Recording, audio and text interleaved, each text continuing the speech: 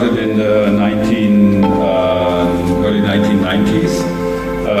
Spent a lot of time at that time. Unfortunately, lately, I haven't had a chance to come here very often. I mainly have been working in China with Peking Union Medical College and in Southeast Asia. And the reason why I come here today is, as Sarah said, an email where I said we are doing a workshop in Indonesia next week. I would like to stop by Sri Lanka on my way so that I can find out what is going on in the country, because I have really lost contact with what is happening there, and also in India, and then developed from there. So I'm also very happy that my friends from India are here, so that I can renew my contacts to South Asia, not just Southeast Asia and East Asia. What I will do in my presentation is, since we are looking back to a certain extent, I do want to go back and look at how humanities has been involved with medicine over almost a century, and the historical development, because the international historical developments between humanities and medicine to a certain extent also reflects almost exactly what has happened in Sri Lanka in terms of the medical curriculum here, and I think we will notice that. And one theme on me is that there is, as the keynote speaker said, a certain tension between what is going on in the humanities and what is going in medicine, and that is what creates the challenge for when you do want to do medical humanities. Now, humanities, strictly speaking, its core subjects of humanities is history, literature, arts. These are the core disciplines of humanities. Social sciences is separate. It's really not usually counted as humanities. So one often talks about the humanities and social sciences. Philosophy is sort of in between. And if you look at faculties, they're sometimes in the humanities faculties and sometimes in the social science faculties. And you also have a discipline such as political philosophy, where political science and political philosophy are really doing very similar things in different faculties often. So humanities, to a certain extent, engagement with medicine really is history first, history of medicine. And history of medicine developed initially among physicians who for some reason or another became interested in the history of their own discipline. Surgeons looking at developing of surgical techniques, for example, going back. People working in cardiology looking at what time do people start to diagnose heart diseases and so on. And these were mainly physicians having a personal interest in looking at their roots, to speak. And were typically done by older physicians when they retired from their active clinical work. So this was a retirement activity. I mean, I'm generalizing, it's not really true. It started to become a discipline when historians became involved. And there has to a certain extent been a tension between professional historians, how they approach the history of medicine, and how physicians approach history of medicine. And I think it is true to say that today, history of medicine is dominated by non-physicians and professional historians. And it has become, to a large extent, a discipline, a sub-discipline of history, where you are interested in historical methods, in historical developments, using the methods of history, looking at one important aspect of history, namely what happens in the medical field from the point of view of the typical interest in history, with very little relevance to what physicians do and the clinic. I think that is the way that history has developed. In Germany, in medical education, history of medicine was a compulsory subject. There was always history of medicine departments in all medical schools. They have mostly, and we'll come back to that, being supplanted now by medical ethics department. Once the historians of medicine, typically physicians, retired in the 1970s and 80s, they were replaced by people trained in medical ethics, essentially, which is an interesting development.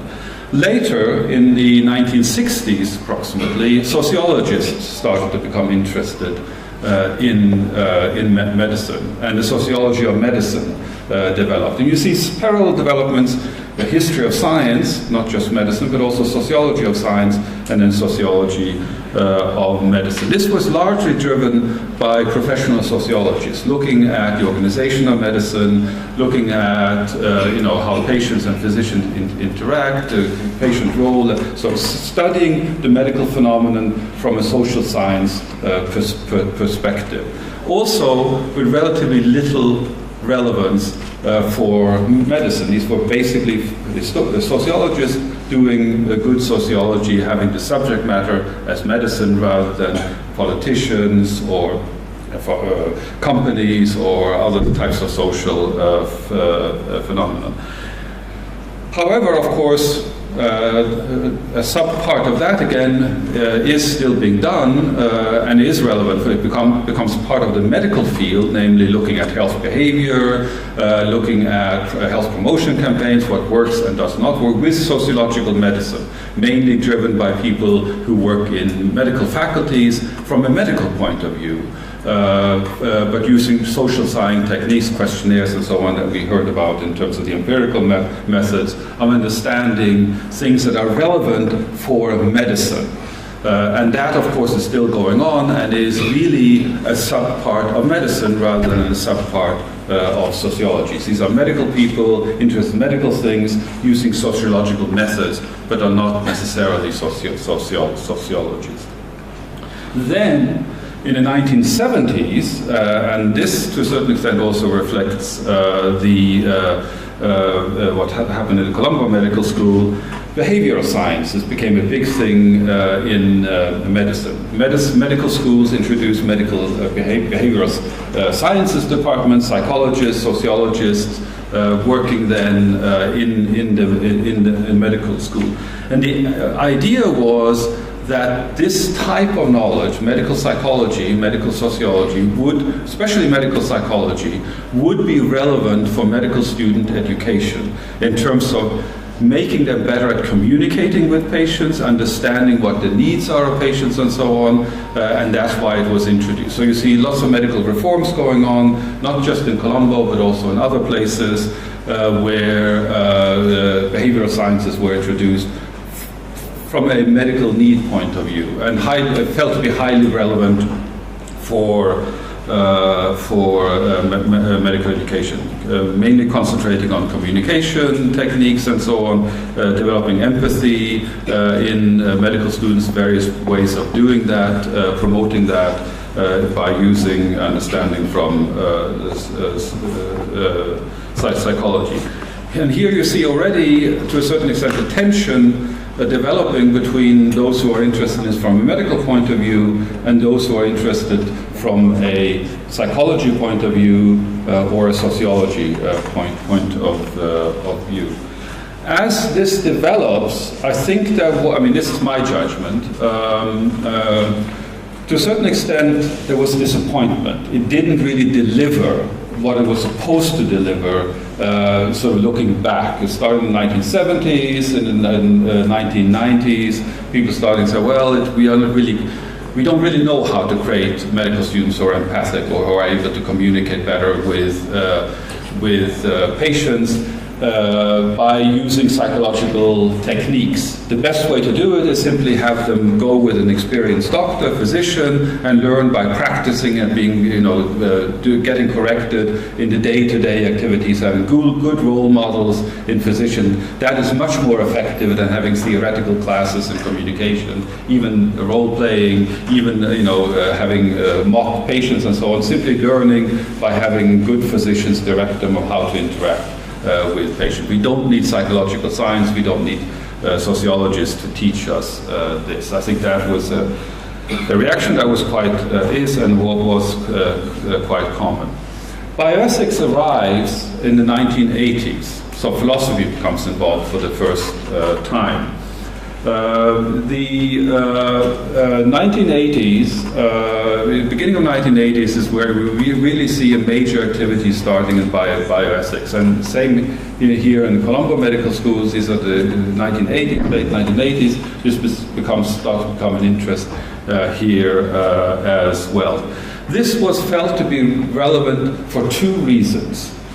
One is the general dissatisfaction in society, in general, among the public, in what's called a paternalistic physician model, where the physician decides what patients should do and the patient is not involved. There was a general reaction to that, not among academics necessarily, but in the general public, questioning the authority of the physicians, saying we want to know what is going on. And bioethicists help to fuel that and move that. They were quite important in moving that agenda forward, but that was more of a general thing that happened in society and didn't come from bioethicists pushing it, and then the general society caught on. The other part is the life and death questions.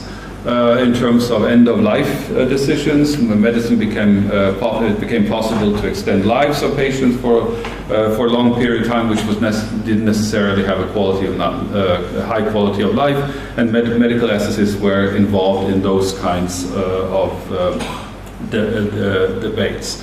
So for these kinds of reasons, I think there was a huge increase in the number of bioethicists and philosophers who became involved in medicine, and it's a third humanist disciplines. We have history, we have actually humanist social sciences, sociology and psychology, and then now we have philosophy.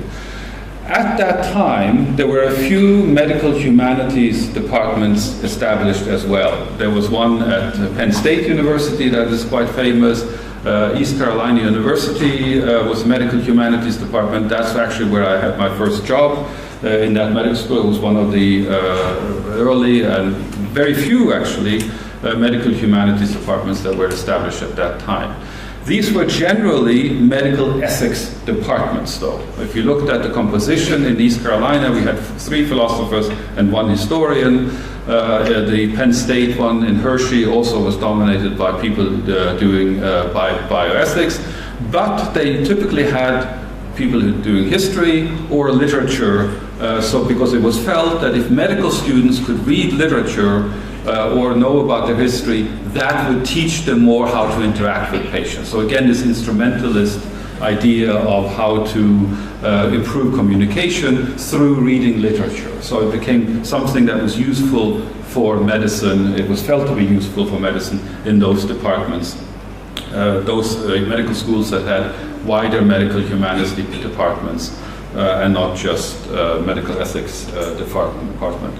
What is happening now, and this was pointed out by our keynote speaker, is the new humanities, and I had noted this before I heard your presentation, so this is something new, and it's happened in the past few years, or critical medical humanities, and you see this actually, interestingly enough, not just in Colombo being established, but in medical school in UK, it's in Norway too. Everybody's talking about medical humanities now. This is the last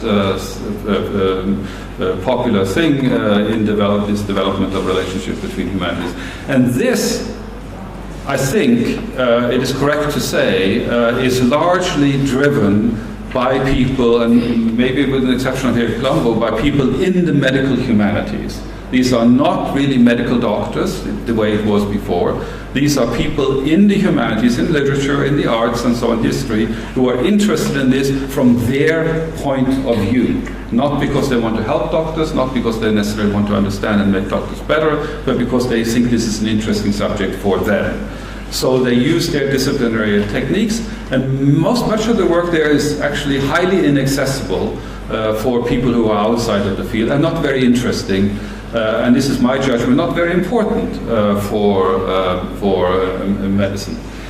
Now this, and this is where I'm going to end with the challenge, this shows us the fundamental challenge that we have in this area of medical humanities. On the one hand, we have the disciplinary requirements of these disciplines: philosophy, history, sociology, psychology, literature, and so on, where there are interesting questions in the disciplines that practitioners of these disciplines are interested in, and they promote their academic careers, they publish papers, they talk to other people in the same field, and so on, but has very little relevance to medical practice. And the question is now, how do we make that relevant? On the other hand, you have people who practice medical humanities in the medical school, in literature, also in philosophy, who are very close to medicine and do things that are relevant, but more often than not, this becomes simply something that anybody could do.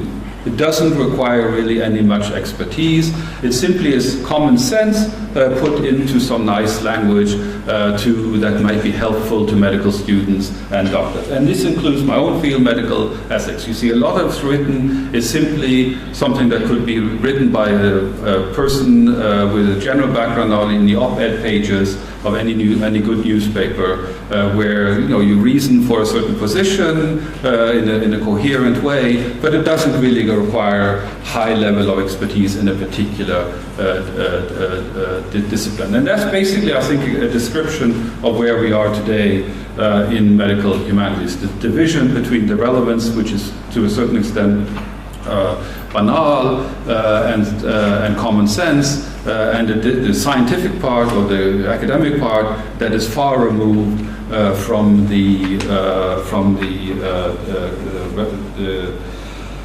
day-to-day activities in the clinic. So the challenge we have is to bridge the gap between these two. Now, in order to just dispel the notion that this is something special for the humanities, it is not. It's very similar to the relationship between the basic science, molecular biology, and medicine. Most of what is done in molecular biology is highly specialized, and this is also, throwing out as my opinion, but I think there's a certain basis for it. Most of that is completely irrelevant to what happens in the clinic. Now, some of it is highly relevant, but many of the things will never reach the clinic and never have any effect on what's actually happening in the clinic. So it's a similar type of thing between the basic sciences, molecular biology and so on, and the clinical sciences. There is a gap there too that needs to be bridged. But at least in principle, we can see how we bridge this gap, how we go from molecular biology to what's actually clinical relevant.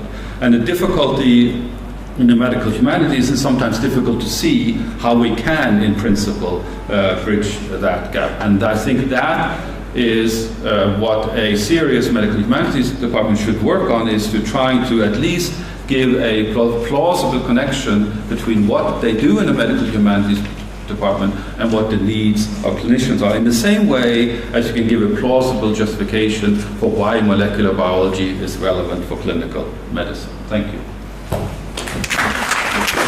Thank you very much, Reidar. We can take 2 quick questions.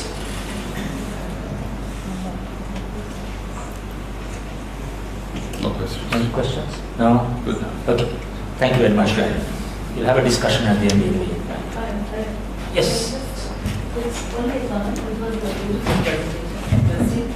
I just wanted to inform that in India, the Medical Council of India had asked medical education departments in every institution to have a course on attitude and communication. And that was supposed to have been mandatory by 2017. But the position of Medical Council of India is, quite hazy right now, because it's going to be taken over as another entity called Medical Commission. So there, the medical education units were supposed to have humanities. So in some institutions, they have actually incorporated humanities. So they are interested in this aspect. Thank you. Thank you very much.